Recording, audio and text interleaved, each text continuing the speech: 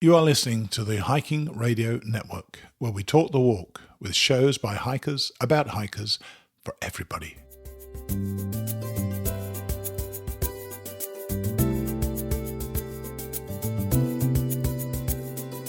Returning to Katahdin, an Appalachian Trail dream.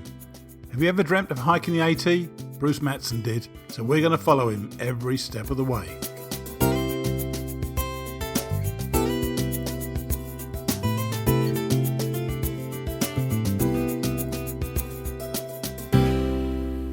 Hi, and thanks for coming back to a shortened edition of Returning to Katahdin, an Appalachian Trail dream, sponsored by our friends at Trailtopia Adventure Foods. We're on to episode number 28, but more importantly, this is week 11 of Bruce's journey. The reason that it's a shorter version is quite simply that Bruce is now off the trail. No, not off the trail because he finished, or worse, quit. He's off the trail to attend his daughter Brooke's graduation and, of course, Mother's Day with his lovely wife Cheryl. The fact that he will also be able to take in the last two rounds of the Players Golf Championship on TV, I'm sure that thought never crossed his mind. They'll all have a wonderful day as a family, and even though they could, they may very well resist the temptation to try this. Do you remember those times on the trail when you really needed to treat yourself? You know, those days when you fall in the mud or the rain starts running down your neck, the rocks are driving you crazy, or even when you're just fed up. You need a boost. When that happens, stop hiking, take off your pack, and treat yourself to one of Trailtopia's scrumptious desserts. Why not go for Rocky Road pudding, a rich chocolate pudding loaded with mini marshmallows and toasted slivered almonds. By the time you get that into your system, you're going to be warm, toasty, and satisfied. Try Trailtopia Adventure Food, the best of home cooking away from home. Well, this week, Bruce has been hiking with a buddy of his in Shenandoah National Park, and when we spoke, he was at one of those wonderful waysides in the park. If you've never been there, believe me, these places are worth a detour when you're hiking through Shenandoah. When you're a hungry hiker through Shenandoah, they're even more beautiful. Here's Bruce.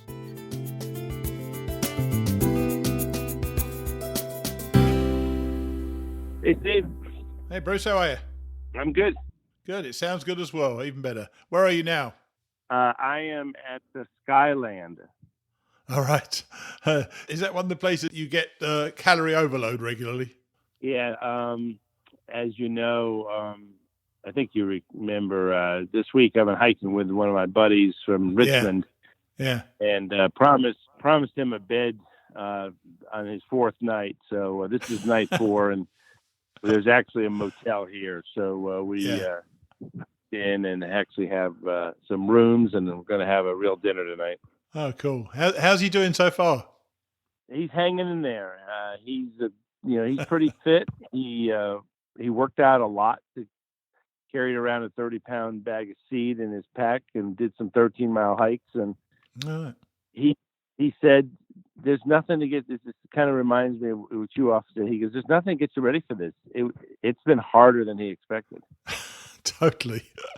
Oh dear. I'm pleased for him though. You know, to see what it's like. You know, you can go back and tell everybody exactly what you've been through. They're never going to get it. They're going to love it and so on. They'll think it's great you've done it. But until you actually go out there and spend a few days hiking with somebody who's hiking the trail, then it is a whole different thing, isn't it?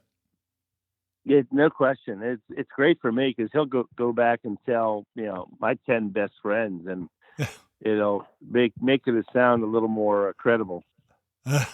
So, and I've been meaning to ask you this, but we first started talking about the trail. You gave it a 0 to 10 difficulty rating, and I know it had gone up last time we spoke.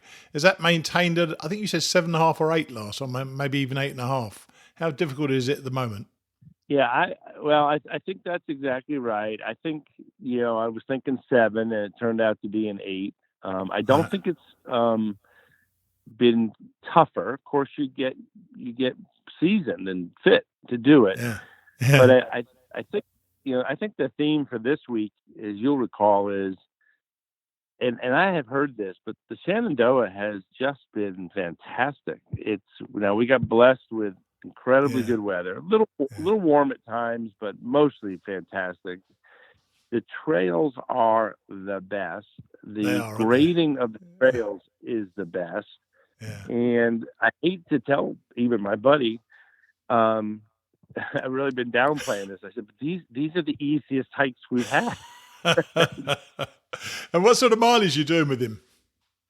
We did 13, 17, and 18. Oh, well, And that's that was pretty impressive. That's pretty impressive, though.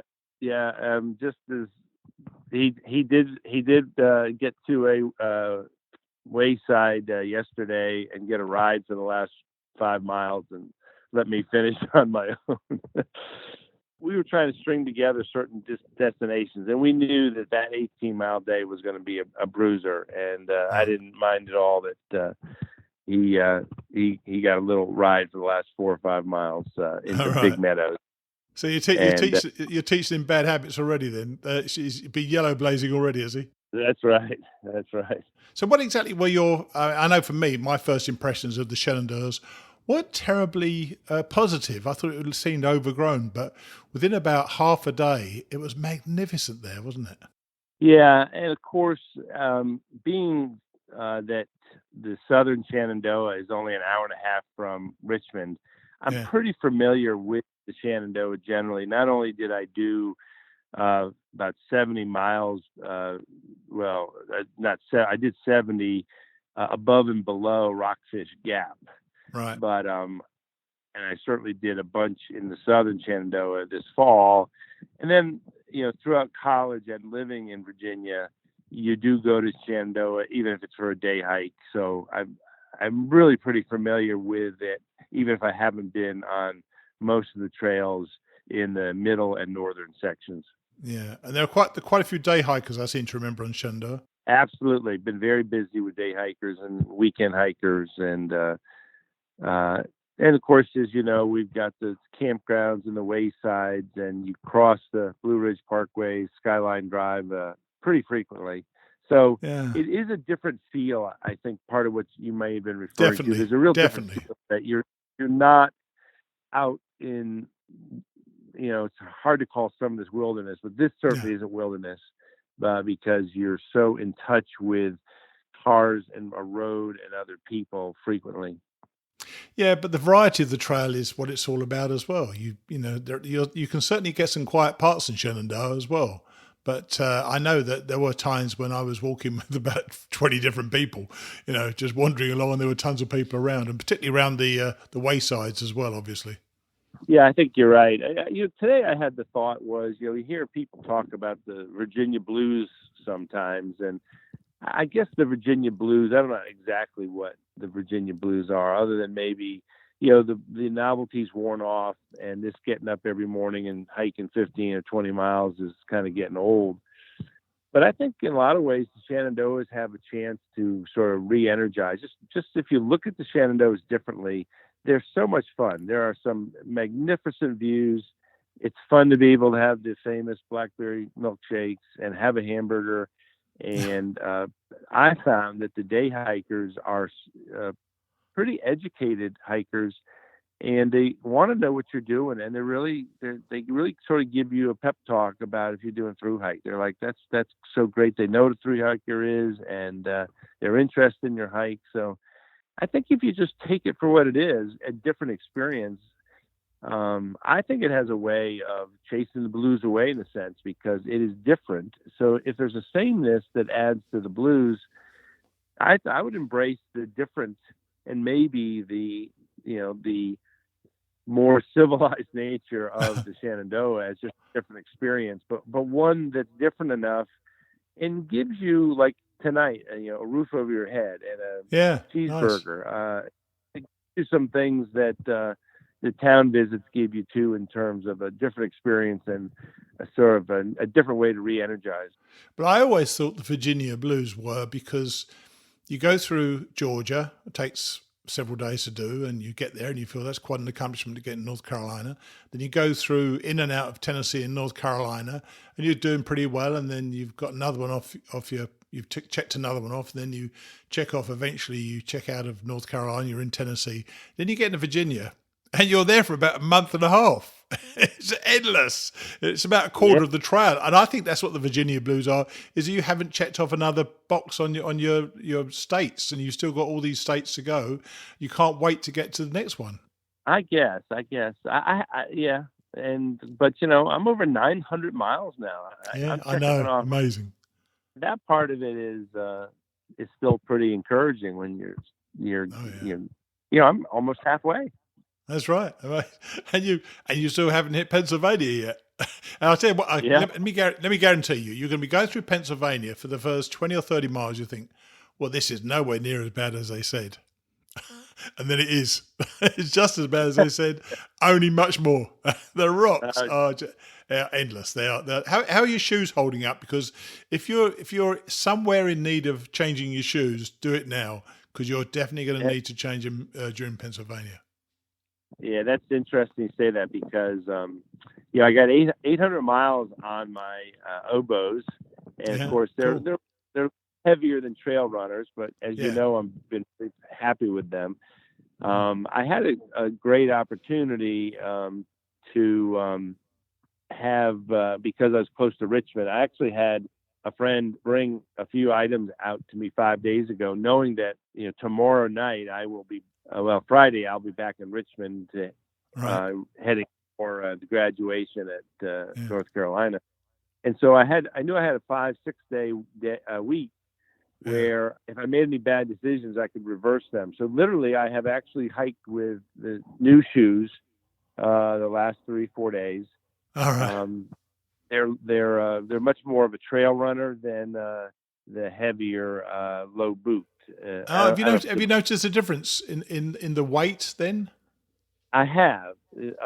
They're not super light like some running shoes, but they're definitely lighter, and I do notice that they are lighter. And you hear people say a lot that 1 pound on your foot is equal to like 20 on your back. I don't know what the Yeah. right numbers are, but I thought I would try it. I had planned to go to a lighter shoe anyway, Yeah. and if things go wrong, I do have backups for the oboes, which have been Yeah. served me very well. But my plan Fantastic. has been to hike with something lighter, and I do have a lighter version of an oboe shoe, and I have another shoe that I used when I did the Camino. Not the same shoe, but No, not no. the shoe, but the model, Yeah, which yeah. was lighter and I used very successfully. So I think one of those two lighter versions I will take into finish up Virginia and go into Pennsylvania with, and we'll see if that is a good choice. I mean, I can't say. There were times when I did think the rocks were endless in Pennsylvania, but really, there was no part of the trail I didn't really enjoy. I mean, I enjoyed it all, but there were times when it was just so darn tough on the legs, on the ankles, particularly in Pennsylvania. But you'll have a blast there because the views there are great, and it's great clambering over the rocks sometimes as well. And I enjoyed that as well. But when you get to Delaware Water Gap, as you get out of Pennsylvania into New Jersey, you think, oh my God, thank God that's over. And then loads more rocks in New Jersey as well. So why I actually thought they'd stop just on the Pennsylvania New Jersey borderline, I've no idea. But they certainly Yeah, didn't. well, I'm Right, not I've a got a big question. Sorry. yeah. Go ahead. Sorry. No, I was gonna say I'm not a big fan of the rocks. So we'll talk about that some more. Hopefully, I'll get that far because it's Yeah. gonna be a mental challenge getting through those. I think. Yeah, it is. It is. Right. I've got a question from Ken Smith, a listener. He said, could you please ask Bruce how he's planning to deal with deer ticks and Lyme disease? Did Bruce bring antibiotics with him just in case he became infected? Did he treat his clothing with permethrin? And is he using DEET bug spray or something else? And he finishes with, love the show. Sure. Yeah, all of the above actually. So I think you I didn't fully hear. I think the question was, sort of how have I planned to deal with the threat of ticks and Lyme disease, Yeah, yeah. and so all of the above. So now this has been very, very recent, and because we haven't had any bugs out here, I'd say 4 days ago was the first sighting that anyone had of a tick, Oh, really? and we did have a sighting 4 days ago and 3 days ago. I was with some guys yesterday. No one's seen one since. but it's obviously a small population. But Sure, sure. so I say this only because it's been very, very recent. Just as spring certainly has popped. We've had this warm weather, and Yeah. everything's out. The leaves, the tunnel is being created. So Isn't it great when that comes out? Whenever all the animals start chirping and moving around, it's fantastic, I think. the noise of the birds in the morning is almost amazing now, because Yes. they seem to like make a lot of noise about 30 minutes before sunrise. But anyway, Yeah. so yes, DEET as a application, permethrin on the clothing, and I was able to get a prescription of the, I'm going to forget the drug now, but there is a drug that you would take if you were bitten by one, and I do have a small, maybe 20 pills that I've been told you can, if you get bit, you clearly have been bit by a tick. Yeah. You can take Yeah. this with, you don't have to wait for the symptoms. Okay, so you've got all the stuff. I saw something the other day on on Facebook, where somebody said you should treat the AT with regards to permethrin as a quarter and a quarter and a quarter and a quarter. So effectively spray after 500 miles, 1,000 miles, 1,500 miles, and at the end, obviously, because with the washing, it washes some of the permethrin out. Have you considered doing that? Yes. Yeah, I think that's really good advice. Now, right or wrong, because I went early, I haven't used it until now. Right. But I think the rest of the trip, a third from what I have left. I think that's probably, for the relatively small cost of an extra spraying or two, what you're trying to avoid is just a horrendous, disease. Yes. And so I think, regardless of what people say, the life of that is, I think, having an extra spraying or two is just good insurance. Right. And now, have you heard, when I got into Shenandoah, people around me were telling me that there were bears all over the place. They were all seeing bears except for me. I hadn't seen one. Eventually, I saw 7 bears in Shenandoah. Have you seen any yet? Sadly, no. I have. Oh. Shenandoah is one of the places where you hear people the most. Yeah. There was one flash that I saw across the trail that could have been a bear, because it was certainly larger than a squirrel. Wasn't a deer, but I can't say it was. And people have seen them here. All right, good. Yesterday we were hiking and we ran into some day hikers coming southbound, and they said just a half a mile up the trail they had seen a mother and 2 cubs. But sadly, I still have not seen one. I'm not afraid of them. I would like to see a couple of bears, but I'm still have struck out in that category. I saw 4 at once, and then 1 20 minutes later. So went from none to 5 in about 20 minutes. So be prepared. There's tons of them around. There really are. We were finishing up a burger at the wayside at Lost Mountain, and there was a line of cars right on the parkway because there was a bear up in a tree. But I've been near them, but still haven't seen. Clearly, they're out here. But oh yeah, no doubt. Haven't. Well, look, you're going home. You say on Friday for 8 days.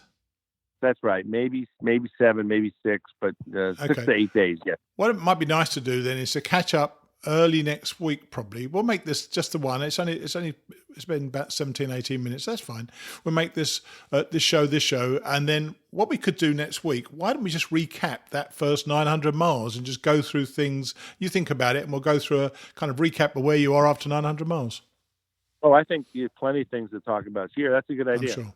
Okay, let's do that. Okay, buddy. Well, look, good luck to Brooke. Say hi from me, and I'll speak with you sometime next week, okay? Okay, very good. Always good talking to you. You be well. Take it easy, Bruce. Bye. All right.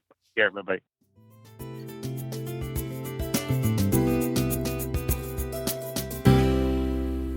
He sounds remarkably relaxed, doesn't he?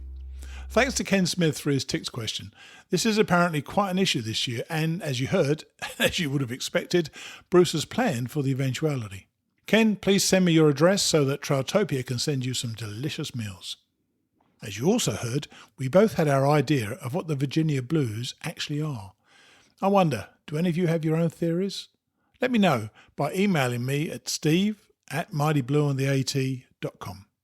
Next week will likely be another short week. With no action on the trail and a very relaxed Bruce, will be reviewing his journey so far as he heads towards the halfway point in Pennsylvania. Don't forget, Bruce has a YouTube channel called Returning to Katahdin. The videos are really good and capture the hike in great detail. There'll be a link in the show notes. Bruce and I will see you next week.